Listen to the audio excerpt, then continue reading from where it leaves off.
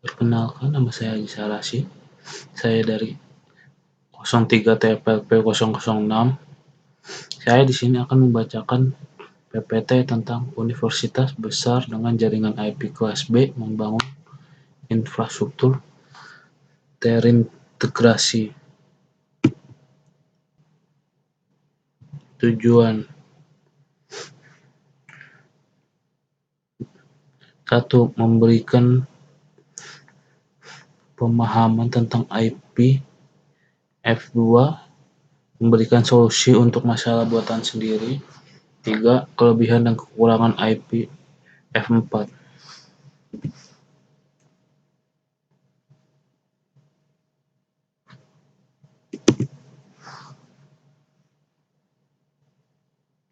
Rumusan masalah. Sebuah universitas besar dengan kelas IP address B dengan IP 172.16.0.1 memiliki kampus utama dan beberapa cabang di berbagai kota di negara tersebut. Masalahnya mengolah jaringan yang besar dan menyatukan semua lokasi di bawah satu infrastruktur jaringan, dan juga ingin memastikan keamanan data dan akses yang dapat diandalkan. Landasan teori. IP F4 atau Internet Protocol version 4 adalah protokol jaringan yang digunakan untuk mengidentifikasi dan mengirim data antara perangkat di internet. Ini menggunakan alamat berbasis 32 bit dalam format desimal titik seperti 192.168.0.1. IP F4 memiliki keterbatasan jumlah alamat yang dapat diberikan, dan karena itu versi IP F6 yang lebih baru dan kapasitas alamatnya yang lebih besar telah dikembangkan. Namun IP F4 masih digunakan secara luas di seluruh dunia. Ini adalah macam-macam kelas IP. Ada kelas A, ada kelas B, ada kelas C. Kelas A, IP address kelas A dengan jangkauan alamat IP 10.0.0.0 hingga 10.25.25.25. IP address kelas B, jaringan dalam kisaran 128.0.0.0 hingga 191.255.255.255. Kelas C memiliki jangkauan alamat IP dari 192.0.0 hingga 223.0.255.255.255. Keuntungan IP versi 4. 1. Penggunaan luas. IP telah digunakan selama puluhan tahun dan infrastruktur untuknya telah berkembang dengan baik di seluruh dunia. Sebagian besar perangkat dan jaringan saat ini masih menggunakan IP F4. 2. Kompatibilitas. Karena penggunaan yang luas, hampir semua perangkat dan aplikasi mendukung IP F4 secara alami. 3. Sederhana dan dikenal. Konsep IP F4 relatif sederhana dan akrab bagi banyak profesional jaringan.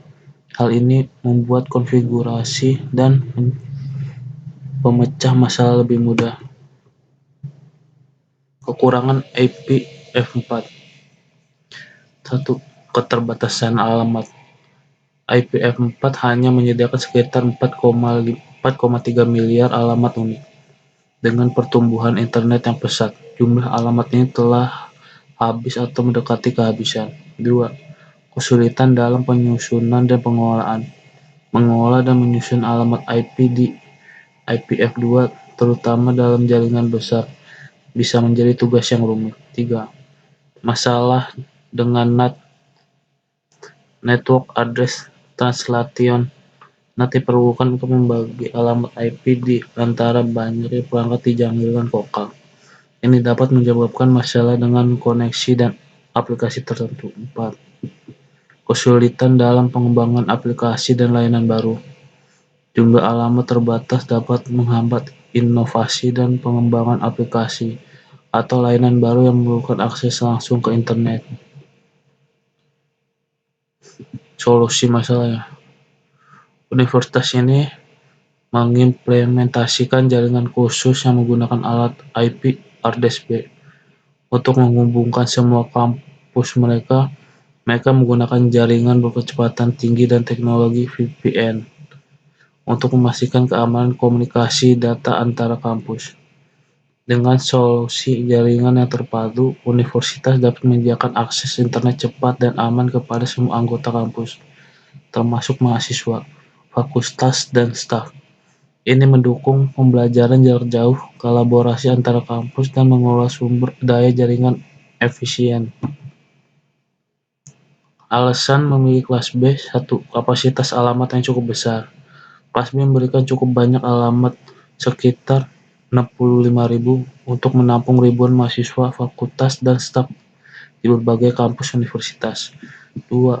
Fleksibel dan penempatan subnet. Dengan memilih kelas B, universitas dapat membagi alamat-alamat ini dalam subnet-subnet yang sesuai dengan struktur dan kebutuhan kampus-kampus mereka.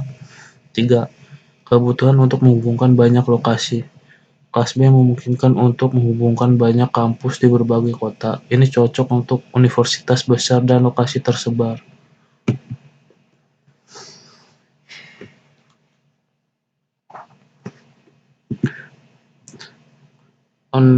Konvensikan IP 172.16.0.1 menjadi biner. 1. Oktet pertama 172. Angka 172 harus diubah menjadi referensi biner. Proses ini melibatkan berbagai beruang dengan 2 dan mencatat sisa bagiannya. Pembagian 172 bagi 2 sama dengan 56 sisa 0. Pembagian 86 bagi 2 sama dengan 43 sisa 0.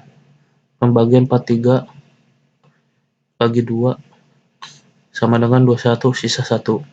Pembagian 21 bagi 2 sama dengan 10 sisa 1. Pembagian 10 bagi 2 sama dengan 5 sisa 0. Pembagian 5 bagi 2 sama dengan 2 sisa 1. Pembagian 2 bagi 2 sama dengan sisa 1 sisa 0. Pembagian 1 bagi 2 sama dengan 0 sisa 1. Sekarang baca sisa-sisa di bawah ini ke atas. 10101100.